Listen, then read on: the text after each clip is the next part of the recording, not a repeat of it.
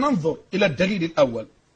انظر يا سيدي، روى شيخهم وإمامهم ومحدثهم وعالمهم ونحن منه براء محمد بن علي بن بويه القمي، والملقب عندهم بالصدوق، وبرئيس المحدثين في كتاب علل الشرائع، الصفحة 601 طبعة النجف، الصفحة 601 طبعة النجف، عن داود بن فرقد قال: قلت لأبي عبد الله عليه السلام. شوف السؤال اللي جايبه، يعني كان طبعا أبو عبد الله براء من الأكاذيب دي. قال: قلت لأبي عبد الله عليه السلام: ما تقول في قتل الناصب السني؟ إيه رأيك في قتل السني ده؟ نعمل فيه إيه؟ لو قتلناه يعني، شوف راح يسأل في إيه؟ عايز يقتل سنيين. ما تقول في قتل الناصب السني؟ شوف يقول لك الإجابة، قال له إيه؟ قال: حلال الدم. يعني السني حلال الدم، رضيعا كان، طفلا كان، غلاما كان، امرأة كانت، رجلا كان، شيخا كان، عجوزة كانت، وهو ما عليه القوم. أول حاجة قال له حلال الدم، مش كده بس، ولكني أتقي عليك، بس أنا خايف عليك ما تروح تقتله لا يمسكوك ولا يعرفوا انك انت اللي قتله. اهو ده بقى التخطيط الخفي السري الغير طاهر. شوف: ولكني اتقي عليك، فان قدرت ان تقلب عليه حائطا، ان قدرت يعني تلاقيه قاعد كده بيستظل بظل، وقع عليه الحيطه خليه يموت عشان الحيطه اللي واعي، مش انت اللي قتلته. لا مش كده، او تغرقه، انت بتعوم وهو بعوم، قرب منه قوم شده تحت الميه موته ويبقى كانه غرق، او تغرقه لكي لا يشهد بك عليه، عشان ما حدش يشهد عليك خالص ان انت اللي قتلت دي. شوف اللي جاي: قلت فما ترى في ماله؟ طب المال بتاعه ينفع اسرقه؟ ده لصوصيه، يعني قتل واجرام سفك دماء وخيانه وسرقه كمان. يعني انا مش عارف هو في دين يبقى في المنظومه دي كلها؟ ابدا ابدا. ما تقول في ماله؟ قال: توه ما قدرت عليه، يعني اسرقه وخبيه منه وخذه كل اللي تقدر عليه، اهم حاجه تجيب لنا الخمس. فوضويه، اهم حاجه تجيب لنا الخمس للكبار. يعني قدرت مثلا دخلت محل قدرت تسرق، ده انت ماجور. قدرت تسرق انت ماجور. قدرت تاخد اي حاجه، ما اعمل اللي تعمله. ولذلك الامر ده ظاهر في الخليج. خلاص المساله. شوف يا سيدي، وعلى هذا هو في الكتاب بتاعه: فان للشيع قتل السني بالسم او الحرق، قالوا ايضا المحدثين بقى، او الصعق الكهرباء. تعرف تكهربه؟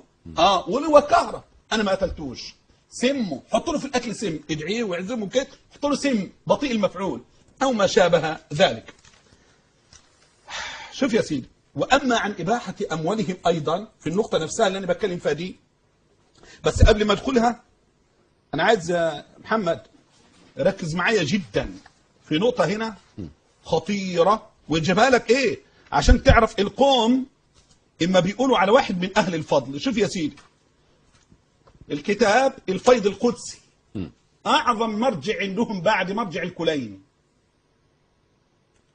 الظاهر عندك الفيض القدسي. طيب شوف يا سيدي، بيتكلم عن واحد بيقول لك ايه: كان فاضلا، كان معظما، كان عالما، كان مفخما، لانه كان يقتل السنه. شوف اللي جاي بقى بالحرف الواحد، مكانته بالدماء. الصفحه دي بتاعته 251 من المرجع، الفصل الرابع بالحرف الواحد: وبالجمله انه من اهل الفضل، مع انه كان من اهل الزهد والتقوى. مش عارف ازاي زهد وتقوى وفضل ومعظم ومفخم وهو مجرم. مجرم. شوف اللي كان بيعمل ايه يا سيدي: كان يلعن جميع العلماء اللي هم اهل السنه، وقد تحقق منه انه كان يضيف اهل السنه الى بيته. شوف بالنص: كان يضيف اهل السنه الى بيته، يعني ضيفهم تفضلوا يا جماعه وبتاع. ده خاين، ده مجرم، ده منافق. كان يضيف اهل السنه الى بيته. شوف: ويصبر عليهم الى ان تحصل له الفرصه ويتمكن مما يريد، فياخذ المديه. ياخذ المديه لايه؟ سكينه. يخبي السكينه طبعا ضيف، طبعا مقامي ده انا ضيف عندك. من كان يؤمن بالله واليوم الاخر فليكن ضيفا. اهو فياخذ المديه اللي هي السكينه اهو بيده المرتعشه، لانه كان تعدى 90 من عمره، يعني مجرم وشايب. المهم لانه تعدى 90 من عمره، لكون نهز 90 اهو، فيضعوها في حلق احدهم، ما يضربوش الا كده هنا في المنطقه دي، فاهو فيضعوها في حلق احدهم فيقتله بنهايه الزجر. خلي بالك معايا جدا، كلمة زجر دي اللي هي طبعا بمعنى المنع والنهي عنه، لكن في اللغة الفارسية بمعنى الألم والاستياء في الأذى. يعني يتلذذ بقتله، يقعد يخور له يقعد يعذبه عشان يتلذذ.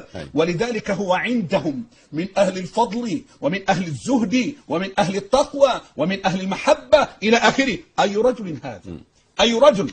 أنا قلت المرجع اهو الفيض القدسي في ترجمة العلامة المجلسي، وقلت الصفحة، قلت الفصل الرابع الصفحة 251. معايا يا أستاذ أشرف؟ طيب تعال بقى لبحث أموال أهل السنة. وأهل السنة هو أنا بس كنت عايز أقف على موضوع الدماء، يعني إن هو ده مش عشان الناس ما تقولش دي مراجع قديمة بس، إحنا بنتكلم عن دلوقتي اللي بيحصل في العراق.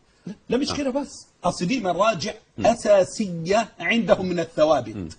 يعني ناهيك من اللي بيحصل ثوابت، ده معتقد. تمام. تعالى معايا. هو انا استاذنك بس يا شيخ معلش، يعني عذرا للمشاهدين اللي عاوزين يعملوا معانا مداخلات، يعني نبقي المداخلات الهاتفيه في الجزء الثاني من الحلقه ان شاء الله بعد الفاصل. اتفضل يا شيخ. إباحة أموال أهل السنة. شوف يقول لك إيه عن أبي عبد الله عليه السلام، طبعا أبو عبد الله براء منهم، براء بقى كده كل مرة براء، أنه قال خذ مال الناصب، يعني خذ مال السني، شوف اللي جاي، خذ مال الناصب حيث ما وجدته وادفع إلينا الخمس. لقيت أي فلوس لسني اسرقها، أهم حاجة اوعى تنسى الخمس. لو ما جبتش الخمس أنت حرامي، جبت الخمس أنت راجل محترم. خلي بالك معايا. شوف ده فين؟ تهذيب الأحكام 422، الوافي 643، المحاسن النفسانية صفحة 167. 3 مراجع من أعظم مراجع الشيعة اهو اللي أنا بذكرها. تعال معايا فتوى الخميني نفسه. الخميني اللي مات ده، لا حول ولا قوة إلا بالله. أنا حزين لأن عالم سني كبير يعني أو مش ملتحي يظهر على قناة وثائقية ويذب عنه الرجل ده لا هو اللي نشر الكلام ده كله، والرجل ده محترم، والرجل ده بيحب الإسلام، والرجل ده كان عايز يعمل توحيد على الخميني. أقول له اسمع يا رجل اسمع. فتوى الخميني، أفتى مرجع من كبير وحلل الخميني في تحرير الوسيلة المجلد الأول 352. يبقى 352 مرة ثانية اسم الكتاب تحرير الوسيلة، الجزء 352 اللي هي الصفحة، بقوله والأقوى، يعني القول الأقوى عندهم فقهيا الحاق الناصب بأهل الحرب، الحق السني بأهل الحرب، ده معنى حرب إلى أن نموت. خلي بالك ازاي، بأهل الحرب في إباحة ما اغتنم منهم. شوف، وتعلق الخمس به، بل الظاهر جواز أخذ ماله أين وجد وبأي نحو كان. بالقتل ماشي، بالنصب ماشي، بالسم ماشي، بأي طريقة كانت ماشي. شوف، ووجوب إخراج الخمس